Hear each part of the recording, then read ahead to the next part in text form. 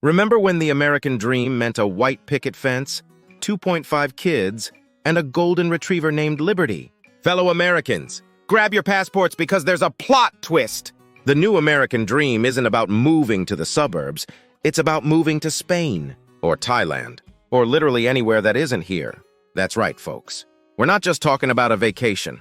We're talking about packing up your life, saying sayonara to Uncle Sam, and joining the growing exodus of Americans who are turning the American dream into a global adventure. But why? Why are so many of us eyeing the exits like it's the last chopper out of Saigon? Stick around because by the end of this video, you'll have 20 reasons why the new American dream is to leave and why you might want to start practicing your Auf Wiedersehen right now. All right, let's dive into why so many Americans are Googling how to become an expat faster than you can say, I pledge allegiance. We're going to break this down into 5 main categories: economic factors, quality of life, political and social factors, cultural and personal factors, and finally, technological and logistical factors. Buckle up, because this ride is bumpier than a New York City pothole. Economic factors. High cost of living. Let's start with the elephant in the room, or should I say the elephant sitting on your wallet. The cost of living in America, especially in major cities, has skyrocketed faster than a SpaceX rocket. We're talking about housing costs that would make your grandparents faint, healthcare bills that could bankrupt Batman, and education expenses that have turned student loans into a lifelong commitment. In places like San Francisco or New York, you need a tech mogul's salary just to afford a closet-sized apartment. Meanwhile, in many European cities or Southeast Asian countries, you can live like royalty for the price of a mediocre American suburb. No wonder people are packing their bags faster than you can say avocado toast. You stagnant wages. Now, you might be thinking, but surely our salaries are keeping up with these costs, right? Oh, you sweet summer child. While the cost of everything has been doing the cha-cha slide up, wages have been doing the limbo. How low can they go? Despite all the talk of economic growth, the average American's purchasing power has been flatter than Kansas for decades. Meanwhile, countries like Australia and Switzerland are over here with their high minimum wages, making us look like we're stuck in the Great Depression. 3. Tax burden. And let's not forget about everyone's favorite topic, taxes. In some states, you're handing over so much of your paycheck to Uncle Sam, you might as well be his dependent. It's no wonder businesses and individuals are eyeing countries with more favorable tax laws like their oases in a desert. When you can keep more of your hard-earned cash by moving to Portugal or Panama, suddenly learning a new language doesn't seem so hard, does it?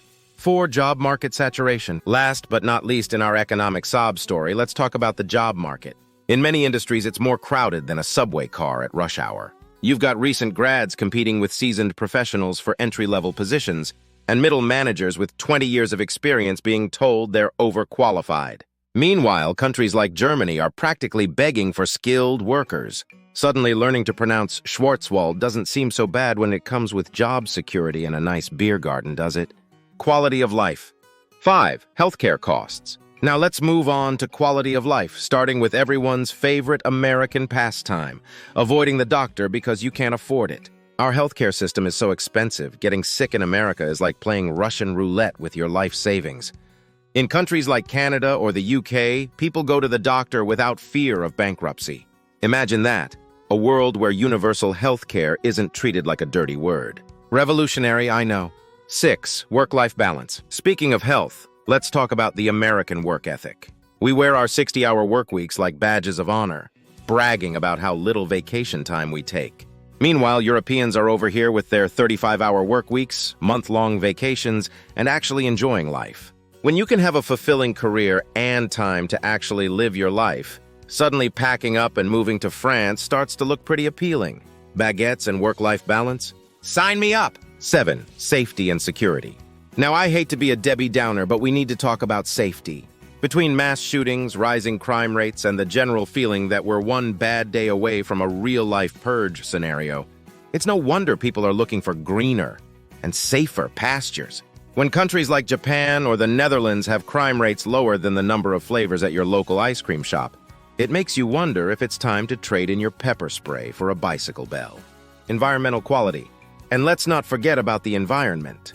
While we're busy debating whether climate change is real, other countries are actually doing something about it. From air pollution to water quality, it feels like we're living in the before picture of a post-apocalyptic movie.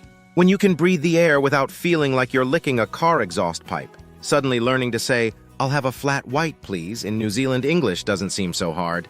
Political and social factors. 9. Political climate. Now let's dive into the political dumpster fire. Climate. Our political landscape is more divided than a divorced couple's assets. We've got red states, blue states, and a whole lot of people seeing red. Meanwhile, countries like Denmark or Switzerland are over here with their multiple parties and consensus building, making politics look almost civilized. I know, shocking concept. 10. Social justice. And speaking of division, let's talk about social justice. Despite all our talk about equality, we're still grappling with systemic racism, gender inequality, and enough social issues to fill a library. When countries like New Zealand or Iceland are topping the charts for social progress, it makes you wonder if it's time to trade in your protest signs for a one-way ticket. 11. Education system. Now, on to everyone's favorite topic, the American education system. Between sky-high college tuition, underfunded public schools, and standardized tests that seem designed by sadists, it's no wonder parents are looking abroad for better options. When countries like Finland are offering world-class education for free, suddenly the idea of your kids learning to say kiddos instead of thank you doesn't seem so bad. 12. Civil liberties. Last but not least in this category, let's talk about civil liberties. Remember when we used to brag about being the land of the free? Well, between government surveillance, eroding privacy rights, and the general feeling that Big Brother is watching, that freedom is starting to feel a bit restrictive. When countries like Estonia are pioneering digital rights and online privacy, it makes you wonder if it's time to brush up on your Estonian. I hear TIER is a good place to start. Cultural and personal factors. 13. Cultural exchange. Now let's lighten the mood a bit and talk about the fun stuff, like cultural exchange. There's a whole world out there full of fascinating traditions, mouth-watering cuisines, and festivals that make Coachella look like a backyard BBQ. When you can trade in your turkey for tandoori, your football for football, and your small talk about the weather for deep discussions about philosophy in a Parisian cafe, suddenly the idea of being an expat starts to look pretty darn appealing. 14. Language and education. And speaking of cultural exchange, let's talk about languages. In America, we're proud if we can order a burrito in broken Spanish. Meanwhile, the rest of the world is out here speaking 3 languages before breakfast. When you realize that learning a new language isn't just about communication, but about opening up whole new ways of thinking and seeing the world, suddenly those Duolingo notifications don't seem so annoying. 15. Family ties. Now here's a plot twist. For some people, leaving America is actually about getting closer to family. With more and more Americans having roots abroad, sometimes the call to leave is coming from inside the house. When grandma's homemade pierogies are calling your name from across the ocean, suddenly Poland starts to look like the promised land. 16. Adventure and exploration. And let's not forget about good old-fashioned adventure. There's something to be said for breaking out of your comfort zone, trading in your routine for the unknown, and actually using that dusty passport for something other than ID at the bar. When you realize that home can be wherever you make it, and that the world is full of wonders waiting to be explored, suddenly the idea of settling for a life in suburbia seems about as exciting as watching paint dry. Technological and logistical factors. 17. Remote work opportunities. Now let's talk about the game changer that's making all of this possible. Remote work.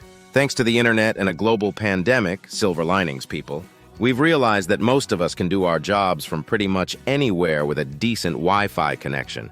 When you can have your Zoom meetings with a view of the Eiffel Tower instead of your neighbor's overgrown lawn, suddenly that 9 to 5 doesn't seem so bad.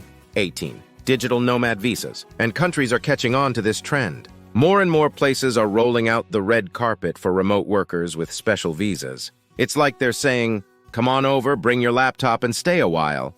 When countries like Barbados or Estonia are practically begging you to come work from their beaches or medieval towns, it's hard not to start packing your bags and your ergonomic desk chair. 19. Global connectivity. Let's face it, the world is smaller than ever. With video calls, social media, and planes that can get you halfway around the world in a day, staying connected is easier than ever. When you can have breakfast with your mom in Michigan, lunch with your buddy in Barcelona, and dinner with your sister in Sydney, suddenly the idea of being an international citizen of the world doesn't seem so far-fetched. 20 expat communities. And finally, let's talk about the secret weapon of the aspiring expat: communities. No matter where you go, you're likely to find a group of fellow Americans who've already blazed the trail. These communities can help you navigate everything from visa paperwork to finding the best tacos in town. It's like having a built-in support system, complete with people who understand your cravings for peanut butter and real pizza. Conclusion. So there you have it, folks. 20 compelling reasons why the new American dream might just be to leave America. From economic factors that make your wallet weep, to quality of life issues that make you question your life choices, to the siren call of adventure and new experiences.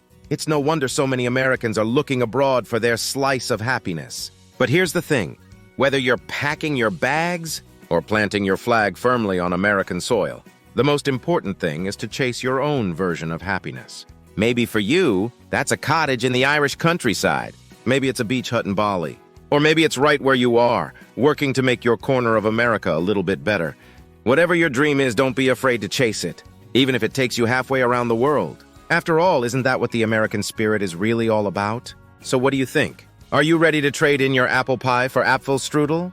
Your baseball for cricket? Your bald eagle for, well, literally any other national bird? Let us know in the comments below.